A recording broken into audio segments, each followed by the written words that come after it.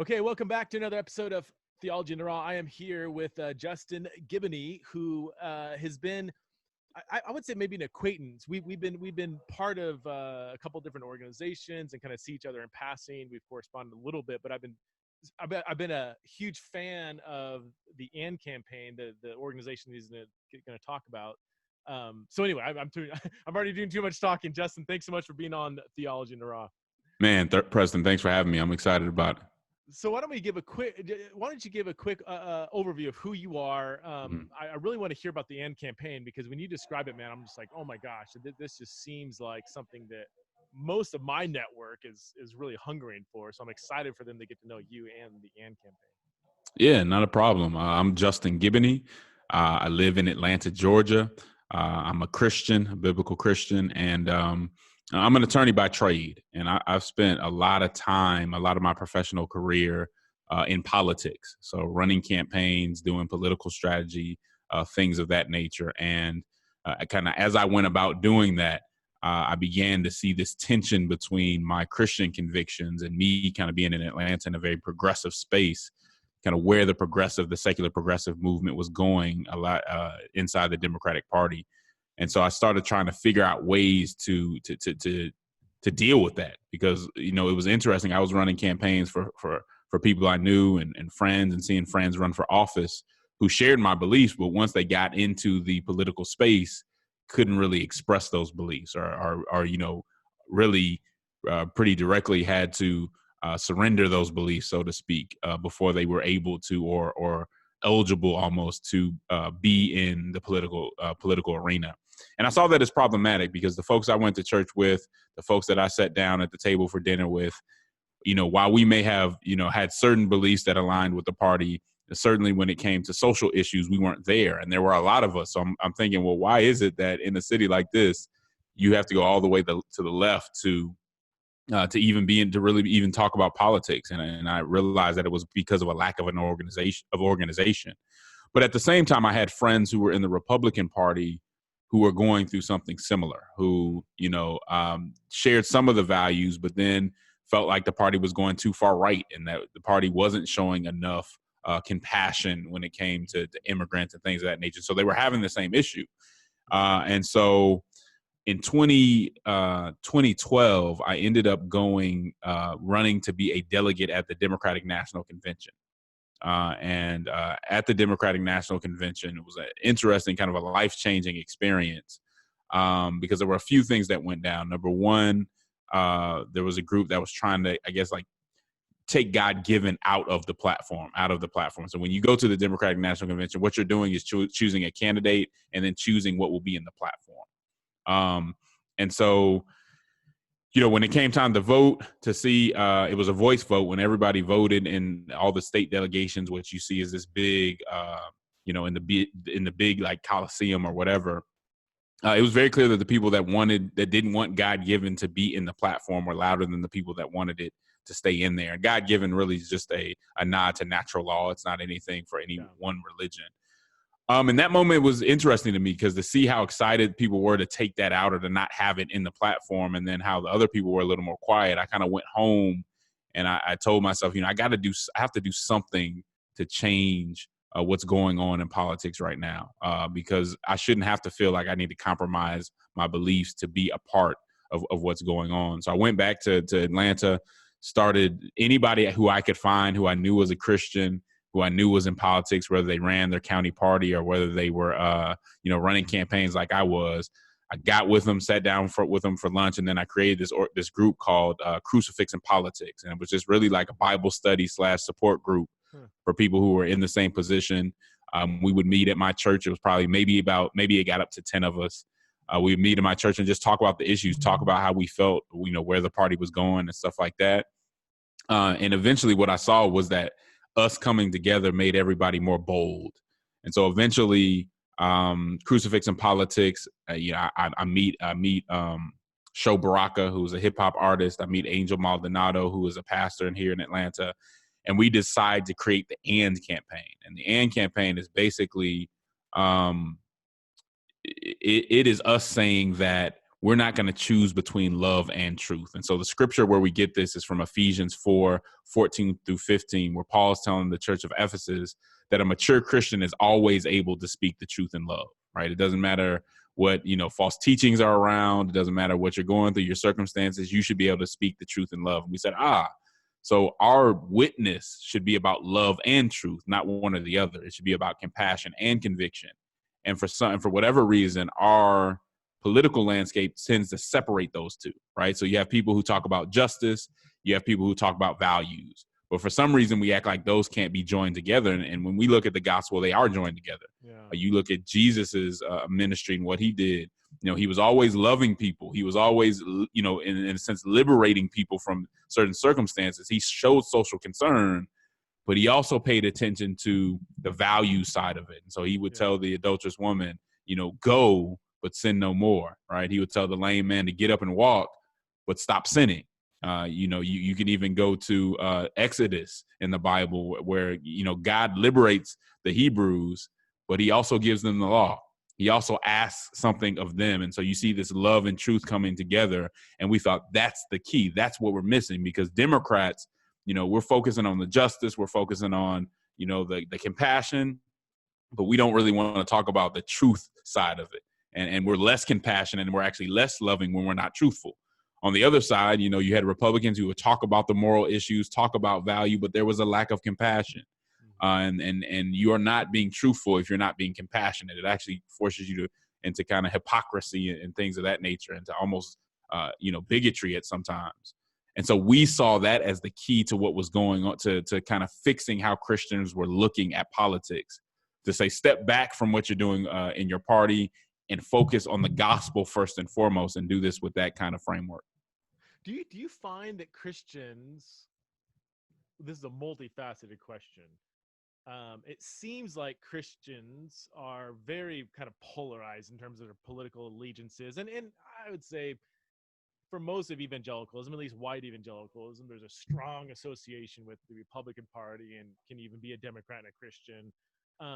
Now that's kind of the facade, the perception. Are you finding that there's a much larger number of Christians that are actually looking for more nuance, that don't want to be completely aligned with one party or the other, or see pros and cons in each party? They may lean one side or the other. Do you find more Christians to be more centrist at heart in your experience? Yeah, I mean, you have people, you have folks everywhere. So you have some folks who are Christians who are extremely progressive, and that they would never even think about questioning, the progressive side of the argument. You have folks who are extremely conservative and wouldn't question that. But you do find quite a few people who are seeing the flaws on both sides. And that's one of the things that the AND campaign emphasizes. If you want to be a Democrat, be a Democrat. If you want to be a Republican, be a Republican. We don't really care. But don't just go along with the tribe.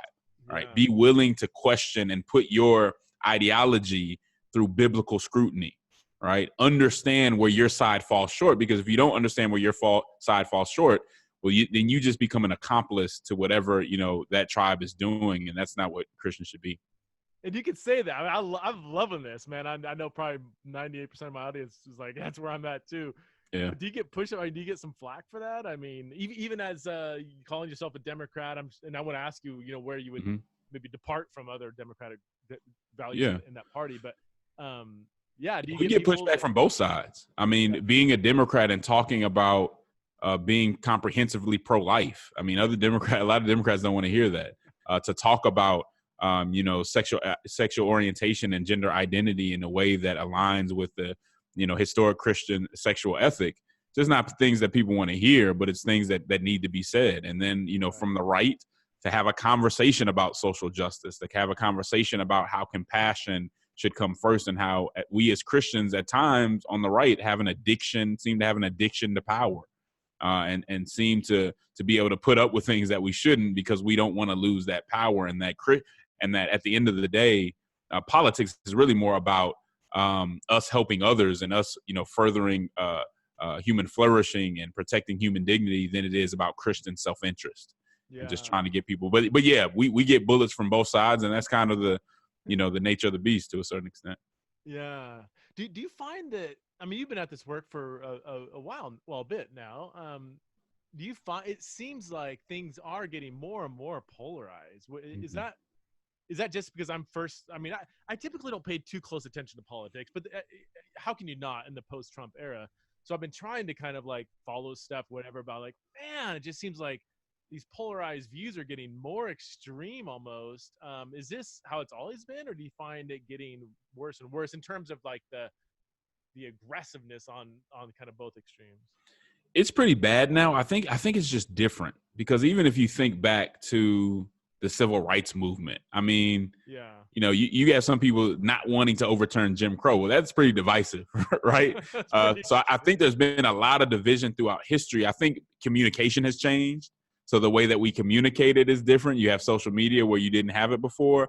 I don't know if it's less divisive. I think it's more divisive among different demographics. Okay. But if you go to my tradition, which is kind of the Black church tradition, there's always been some level of division in regard to those who don't want to come around when it comes to civil rights. There's always been that tension. There's always been a serious tension. So I don't know if there's more of a tension or just in other segments of society that tension is more divisive than it had been. But I think in a lot of ways, it's just expressed differently. And the modes of communication have changed. But it's been fairly divisive for a while, well, depending on what demographic you're coming from. I mean, in the Trump era, I mean, Trump represents a pretty extreme kind of republicanism. But then I would also say that the backlash, it's almost like Trump is an extreme this way, but then he's almost created or caused or nurtured another extreme kind of reaction to him. Have you? I mean, yeah. So, what are your thoughts?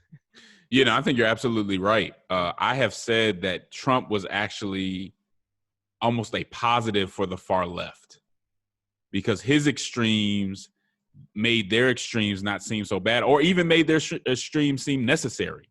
So where before you might not be able to say something that was really, really extreme on the left, now you can say it, and some people are like, yeah, that's what we need. And then we have the interesting thing about our politics now. It's so silly that the two sides actually, it seems like, go further extreme just to spite each other, right? Yeah. So if you're gonna have an abortion law, then I'm gonna make it legal up until the person is up until the child is born, right? Yeah. Well, only up until a couple of years, nobody would even suggested that. But now it's almost like they spite each other by going as far to the left or to the right as possible. So yeah, I think there's something to what you're saying. Where's that going to lead? Like, it can't. It's either going to lead to George Orwell's 1984, like Big Brother, or it's going to create an exhaustion, I think, and where the extremes are going to become more so polarized that there's going to be this huge wake in the middle of people saying, all right, let's get back to kind of traditional Republicanism, Democrat. Yeah, I think we have to be serious about the fact that this could lead to the unraveling of the country in a lot of different ways. Yeah. I mean, if Christians especially, and I do put the onus on Christians, don't step out of the parties or distance themselves from the parties, and that doesn't mean you have to leave your party, but distance yourself enough to critique and to correct your party, then I think it just gets worse and worse. Yeah. And we can talk about violence, we can talk about all these things, but people are really in a bad place right now. Our discourse is toxic and it's not getting any better. And sadly, in a lot of instances on both sides, Christians aren't healing it. We're actually perpetuating some of it. How would you recommend? I get this question a lot from Christians who have staunch, Republican, family members or whatever, to where it just seems so, for someone who's not steeped in that kind of environment. I know a lot of Christians are like, I don't even know how to talk to my parents anymore about politics, because if I even raise any kind of question against Republicanism, whatever, do you have any kind of advice in your experience, in your work? What can a Christian do when they're trying to interact with other Christians who are so politically aligned that it's like, how can you get them to just rethink some of that? Have you seen any things that work in those kind of relationships? Yeah, no, that's a good question. And I think it just starts with a conversation. One of the things that I try to do when talking about people on both sides who are just staunchly conservative or staunchly progressive is first agree with them, right? Is first say, you know what? You're right. The left does tend to go too far on this particular issue. You're actually right that maybe they don't quite understand human nature the way they should. There's something missing there, right? They don't quite get that.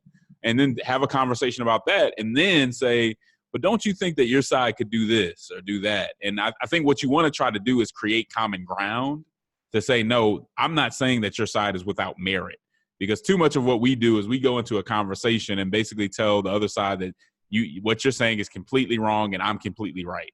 Well, because of that, neither side has credibility with the other. And I think to gain credibility with the other, you have to be honest about your side's faults, but you also have to give ground when the other side has a point.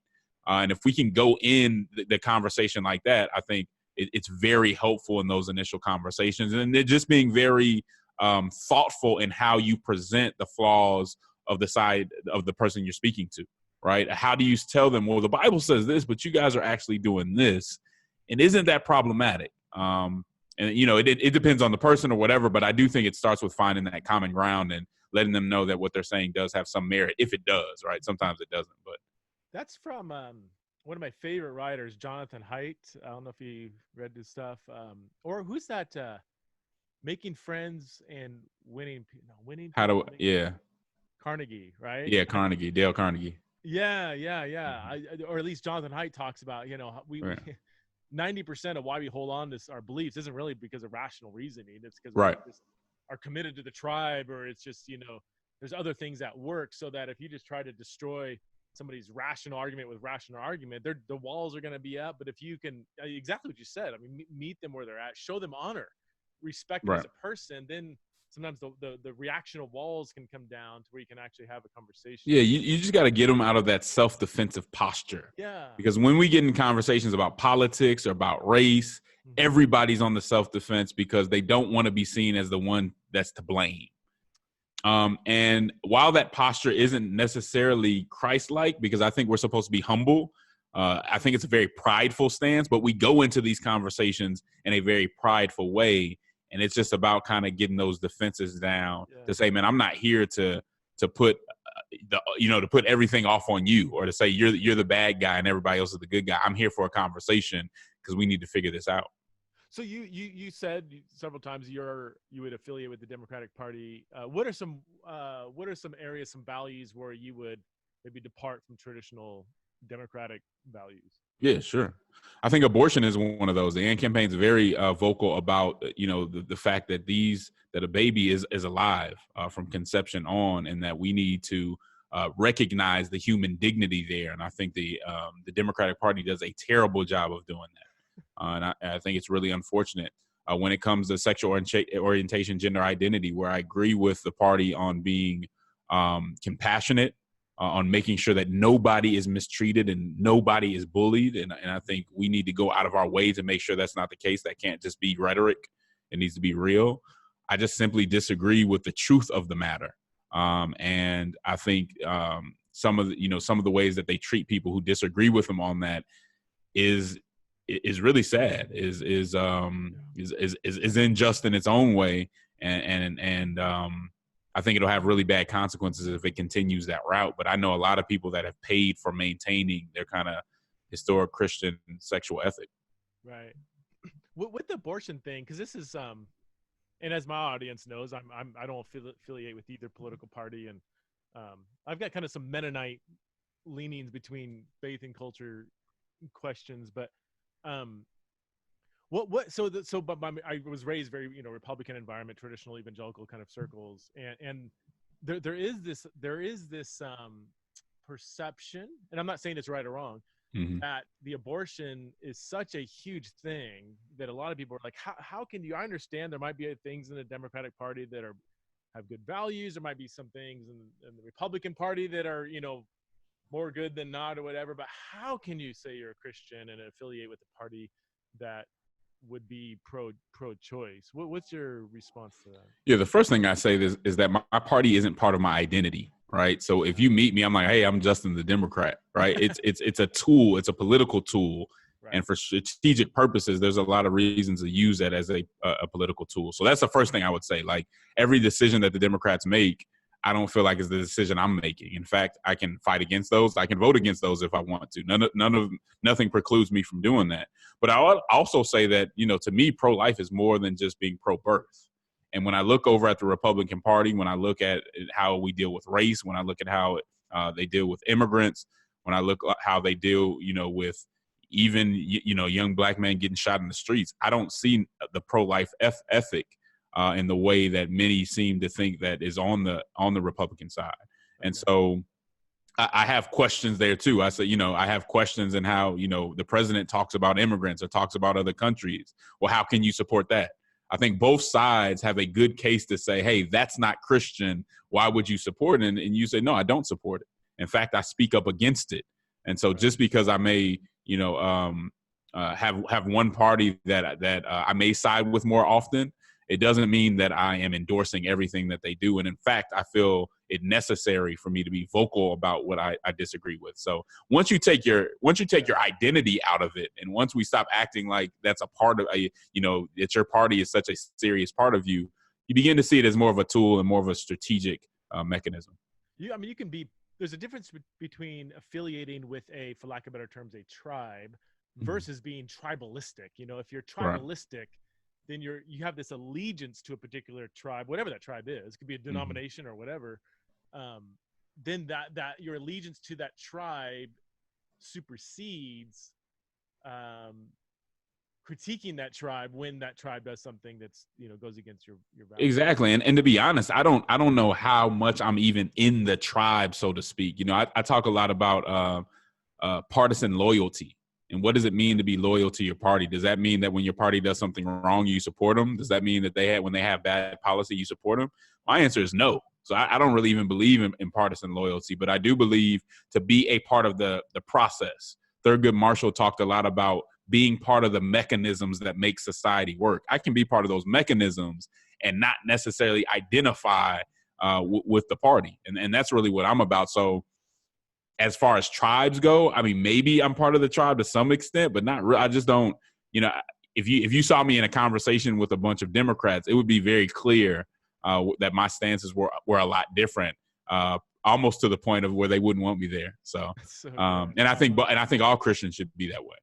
And do you find a growing number of Christians, like everything you're talking about, do you find a growing number of Christians really resonating with your Yeah, once they see it's an option. So the problem is a lot of people just didn't see. They said, hey, if I'm going to be involved in politics, I got to either be a Democrat or Republican, and that means that I can't do this or can't do that. And the AND campaign saying, no, we think you should get involved in parties because it's just a more effective way to engage. But there's a different way to do that. That doesn't mean that you follow them. And that's the main thing that we're saying. You cannot follow behind a party or a political tribe. You can engage them, right? You can vote in their primaries. You can have your say when it comes to their platform, but they're not the master, right? And so you need to depart and, as you said earlier, critique them when necessary. And once people see that there's a different way to go about politics, then they do get really excited and say, oh, so I can kind of create my own or create this more gospel-centered way to go about it. And I think most people see that as a relief. Where are you at on the death penalty? We haven't taken a stance on that. Me personally, I'm not a fan of it. We haven't weighed in on that yet, so there's not an official AND campaign position. But I do see questions there, especially when you look at the history of the fact that there have been a lot of people that have gone through the death penalty that you find out they're innocent or whatever. I think there may be a better way because I don't know that it's a deterrent. I'm not exactly sure what use it serves, but that's an ongoing conversation within the AND campaign as a whole. And so the 2020 election, do you have a favorite candidate, or how are you thinking through the various candidates here on the Democratic side? Yeah, I'm still processing it. I'm gonna be honest with you. I'm not really, really excited about any of the candidates right now. I think there's a long way to go. I think on a lot, especially on the social issues, there's been kind of a race to the left in a way that ignores a lot of the Orthodox or biblical Christians who are in the party that are a very serious part of the party's base. I think they've been ignored. And so I'm not really excited about any of them, but I'll keep watching the debates. I'll keep reading their policy prescriptions and try to make a decision. So someone has a gun to your head. Who are you voting for, though? Or can you not say? Do you not want to say? It's too early, and I just might have to take the hit because it's too early, and I'm just not there yet. Would you? And again, I'm speaking out of a lot of ignorance here, just trying to It's all good. whatever. But like, it seems that of all the people that could beat Trump, if your goal is we need to get Trump out of the office, anybody else is going to be better than him. Would you? Is it true that Joe Biden would have the best chance at that, or not necessarily? That's what I keep hearing, that if you vote for one of these more extreme candidates, man, it's just not going to. We're just going to keep Trump in the office. Yeah, that's what the data is saying. That's what the Yeah. numbers and the polls are saying. It's saying that people trust Joe Biden and that people feel like he is the best. But there's a long way to go, right? So we'll see if that stands. I mean, he has his own issues. He's kind of backpedaled on different things when it comes to abortion and all that stuff. So will he continue to do that? But generally, that's what the numbers are saying. That's how people are feeling, and we'll see if that holds up. And he does seem really old. Like I don't know. Like his mind doesn't seem to be clicking as much as I would want a president of the United States to be firing. I mean, yeah, he sounds really compelling, but. Yeah, the top three candidates in general are older. I think that's something that people will consider. How much, I'm not sure. But that's part of the conversation. So it's Biden, it's Bernie, and then it's Warren, right? Those are the top three. Mm-hmm. Okay. Again, as a centrist, as a non-partisan person, I've been impressed with the little I've paid attention with Tulsi. Is it Tulsi Gabbard? I keep forgetting. Gabbard. Yep. Yeah, I like her stuff on speaking out against militarism and some things there, but and she also spoke up on religious liberty too, and I really appreciate that because nobody was brave enough to do that. And so that really stuck out to me. She's just having some trouble, and that's the thing, for somebody who's taking those more centrist positions, it's just hard to get through the primary. And so I don't know that it doesn't look like she's going to be in the next debate. And I think that's unfortunate. Really. And I don't know if she really has a chance, but I mean, she seemed, I don't know if the Democrats can put up a more centrist kind of person, it seems that, I don't know, it seems like that would resonate with a much higher percentage of the population than they would think, but I don't know. Mm-hmm. You would think so. And we would urge, in both parties, we would urge to get people who are more centrist and are more thoughtful and not just going along kind of with the wave, so to speak. But it's just tough because the thing that happens is your more extreme people are the people who are the most active in primaries. Yeah. And so they're the people who are coming to the events. They're the people that are more likely to vote in the primary. And so you end up with the more extreme candidates. And guess whose fault that is? That's our fault. Yeah. Right. It's this fault of the people who are on either side that are more moderate or just aren't controlled by the ideologies, the most popular ideologies of the day. It's our fault that we don't get as involved as we should. Well, let's maybe leave politics for a second, talk about just Christianity, evangelicals and whatever. Where are you are you affiliated with the denomination, or what's your kind of where do you put yourself theologically in the Christian spectrum? Yeah. So, I go to a traditional kind of Black Baptist church, and so we are more orthodox. We have a very high view of the Bible, although there's always a mixture of folks in there, but we in general have a very high view of the Bible. I wouldn't call myself Reformed, but the AND campaign talks a lot about the Apostles' Creed, all that stuff. That's stuff that we would align with. And so the AND campaign, everybody on our leadership council, everybody involved with us in our chapters are people who take the Bible very seriously, that see it as infallible, that see it as true, and that take the words as truth. And so generally that's where I'm at. And some of the details, we may differ on, but in general, we are on that more orthodox side of the conversation. Okay. And you mentioned, race relations, and I know this has been a big conversation within the church. And do you find, this is a broad statement, I know we're talking about big, when you talk about evangelicalism, that's such a big tent, but do you find, how would you describe the interaction between evangelicals and race relations within the church, say in the last 10 years? Like, do you find it to be very hopeful, to be underdeveloped and in need of much more progress, or how would you think through that? Yeah, I find it wanting, right? It's not where it should be. I don't think it's where the Bible commands us to place it, but I do have cause for hope. And so one of the things the AND campaign does, we go into a lot of a diverse group of churches. So we have people that are white evangelicals. Again, we have folks from the,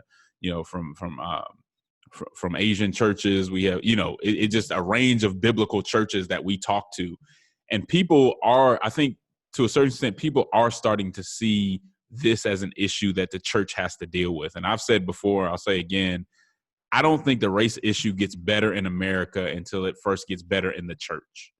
And I think for too long, we have allowed the world to kind of lead the way on that. And then we've even perpetuated some of it.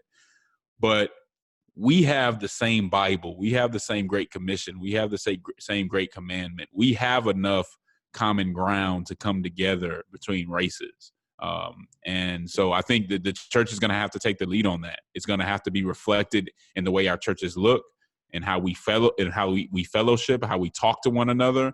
And again, it all goes back to building relationships, finding common ground, not being on the defensive when we have race conversations, and really just being honest about the history of race relations in America. When I first started the AND campaign, I assumed that people were clear on the history of race in America, and that was just a bad assumption. Because I was very surprised to see how many people were just uninformed or miseducated when it came to race and what this conversation has really been about. And so we've had to take that on. We've had to take on the responsibility of teaching folks just the facts, the historical facts about what's been happening in America since 1619, right? When it comes to race. Can you give us some of those facts just for our audiences? Like, well, what exactly is he talking about there? Well, you're talking about over 200 years of slavery. You're talking about in slavery, the black church having to be a church that was invisible. It was called the invisible institution because on a lot of these plantations, these enslaved people were not allowed to gather, were not allowed to worship God. And so you can have a conversation about that, especially within the religious liberty conversation. But even after, the emancipation, you still had Jim Crow, right? You have redlining, you have all these things throughout history that have not only separated the black family, but also not allowed black people to really create wealth and build wealth, things of that nature. And so when we talk, a lot of times when people talk about race, they're thinking, well, I haven't done anything myself. I haven't done this myself. Right. I don't want to get blamed for it. But when something continues for over 200 years and then even further than that, it's going to be part of the system. It's going to be part of institutions. And so it's not enough to just say, well, I haven't called anybody the N-word or I haven't fired anybody because of their race. Or have you gone out and done the work to hire somebody, to find somebody that's qualified and hire somebody that's different to give people an opportunity? And if you haven't done that, while you might not be directly responsible, there still is some responsibility because of the system that you may have benefited from. And so we want to have those conversations in a real way and in a way where we can talk through it and nobody's expected to know everything immediately. And if we disagree, I'm not saying that you're somehow a demon, but that we can have a continuing relationship and conversation on it. My next question was going to be, it might be totally related to this, is what do you see as some blind spots within, let's just say, white evangelicalism, whatever that means, to the race conversation? If I can put words in your mouth, it would be maybe not understanding the ongoing effects of hundreds of years where we can all agree there has been massive inequality of beyond just inequality, but just oppression and slavery and everything, that there's lasting social effects that just because we had a black president doesn't mean that those are all gone. Would that be? Yeah, you just get the feeling that it's like, why are you still complaining? Right. Slavery's gone, Jim Crow is gone. Why are you still complaining?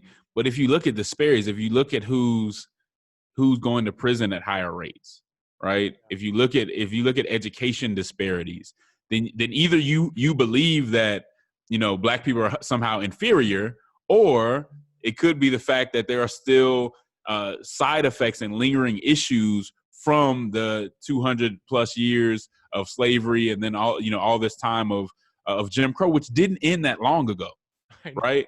So we're in a situation where my grandfather's father was murdered, right?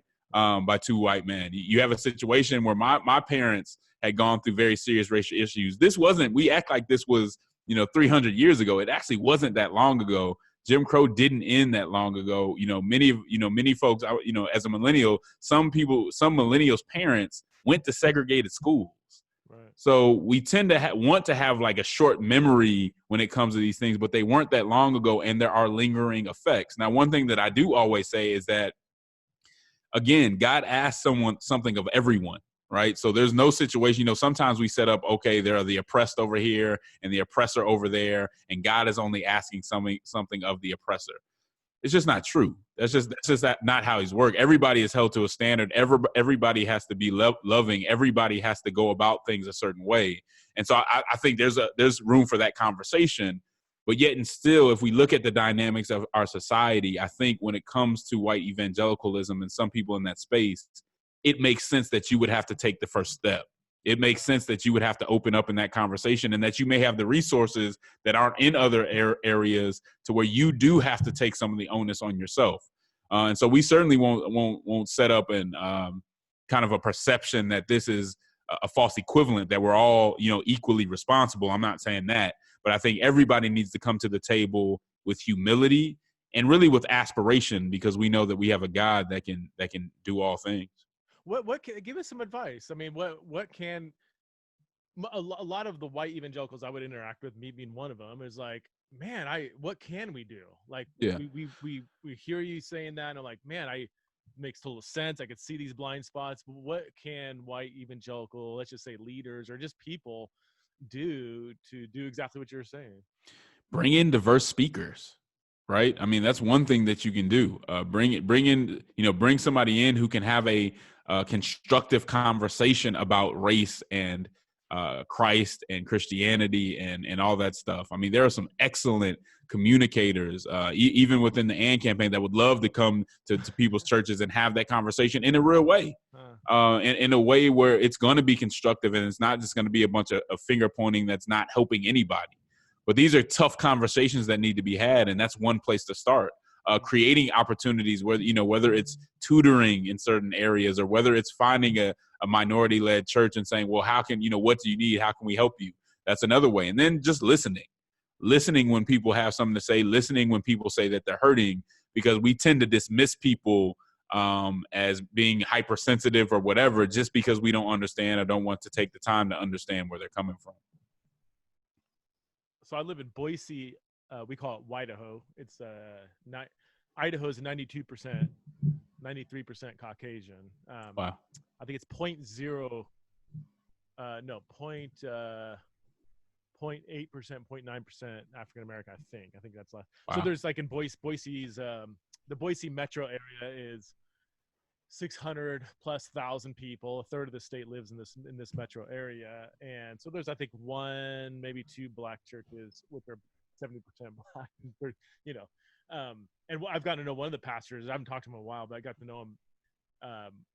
We went there a few times to the church, traditional Black Baptist church, and he literally, I mean, he's, I would say, the best, or at least one of the best preachers in town. And we've had some really great conversations about, man, you're living in Idaho, dude. Like, what's that like? Yeah. And I said, well, how many, he's been pastoring here for probably 20 years. He's incredible. And not, so let me, he's a very good rhetorician. He's also has an MDiv or a D-Min, like a doctorate. He's a very good exegete.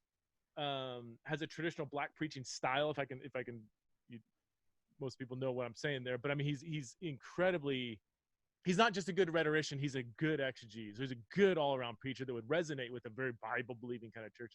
And I asked him how many times he's been invited as a guest speaker in other churches. I think he said like once in the last 20, like once since he's been here, or maybe even twice. And that really clicked on me, because when I talk to people here in Boise, Idaho, I don't, and maybe I'm totally blind to it, I don't sense a lot of blatant racism. Like, it's just not like, you hear people, they would resonate with everything you're saying and this, that, but there is that just kind of, and I mean this not in a demeaning way, but just ignorance. Like, I'm kind of unaware that there's things I could be doing to not reinforce racism, but to actually, improve race relations.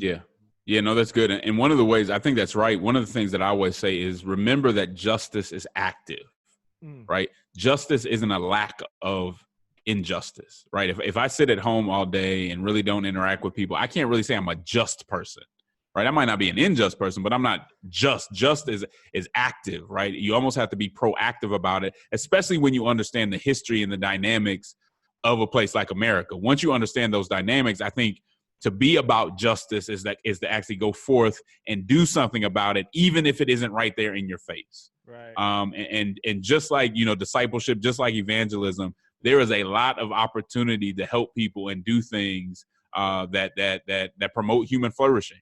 There is not a lack of need. And so if you're really serious about doing it, you can get it done, but you do need to listen. And I think sometimes, people go into the situation overzealous or ready to kind of be that savior. And people don't need a savior. Number one, people need to be listened to, and they need somebody who understands their issues from their point of view. And so I think there's ample opportunity to get involved to help people to bring about justice, whether it be in education. I mean, if you're a teacher, you can tutor people. I mean, there's tons of opportunities to do it, but you got to want to do it. And as Christians, we have to understand that justice isn't just about not going around and falsely putting people in prison. There's a lot more to it than that. That's good. That's really good. I hosted here in Boise, a public forum on, I forget what it's called, like a race relations or something. And I had the preacher I was telling you about, I had him come and talk, and then I had another person. I like to have people on different sides kind of give talks. I mean, here they weren't on different viewpoints, but I had a white guy and a black guy talking about race relations and everything. Sure. It was actually really cool. This public forum, probably 100 people there, and half of them were black, half were white. And I don't think Idaho has seen so many, unless they go to a black church, so many black people in one room. But it was so good because once we really established that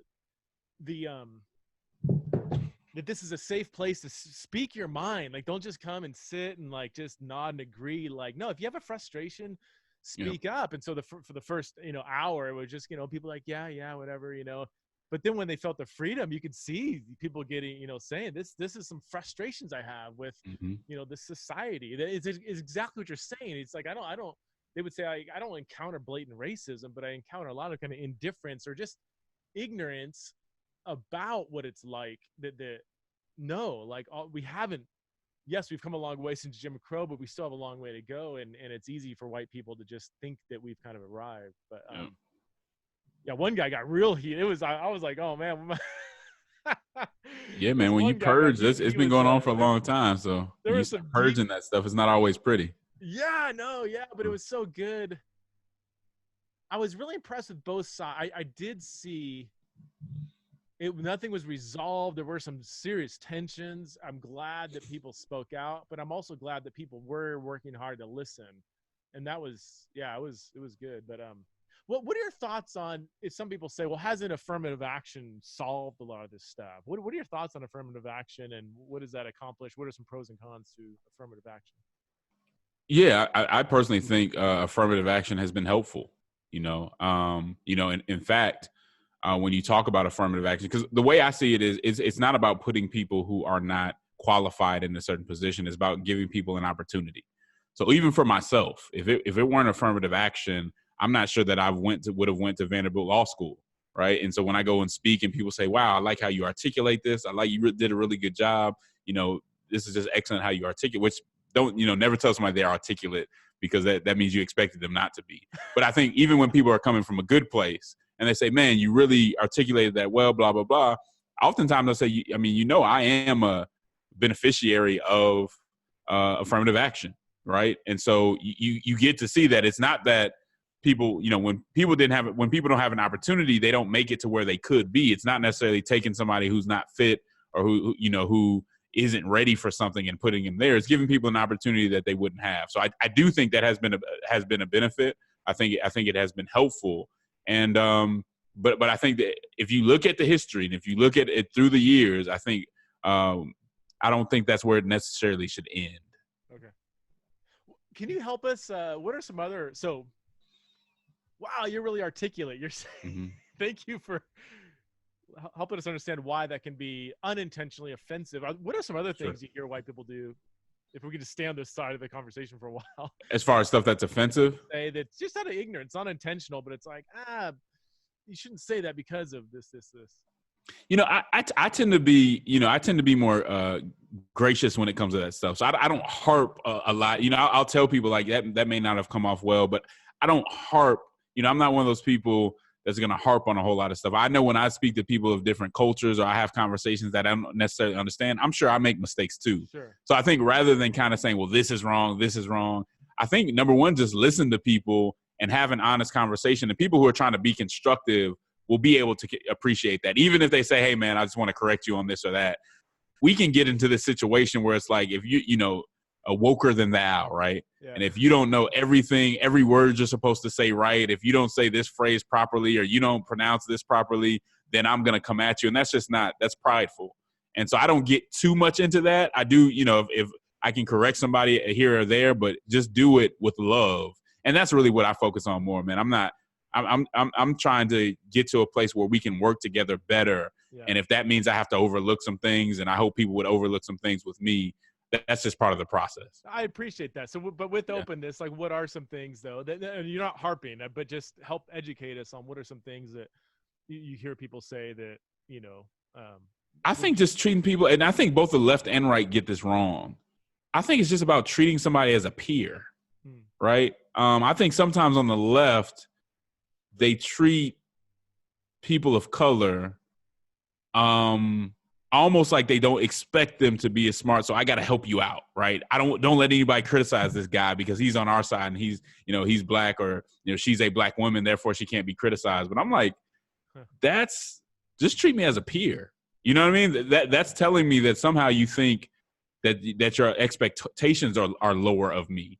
Because when you look at, and we've had some of this, if you look at some of on Twitter or wherever, some people feel like there are certain activists or whatever that you can't criticize. And I just think that's wrong. I think treat people as a peer and listen to them and have respect for them. And I think both sides can get that wrong, because when you look at Martin Luther King, you look at Fannie Lou Hamer, you look at all these great communicators from my community, they didn't need people to protect them from being criticized because they had done their homework. They knew what they were talking about.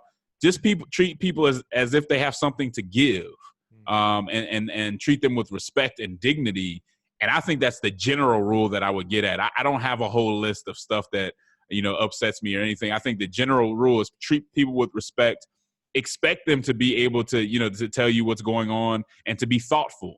Because when you don't expect somebody to be thoughtful, or you expect that they need you more than you need them, then it comes through in your conversation. Yeah.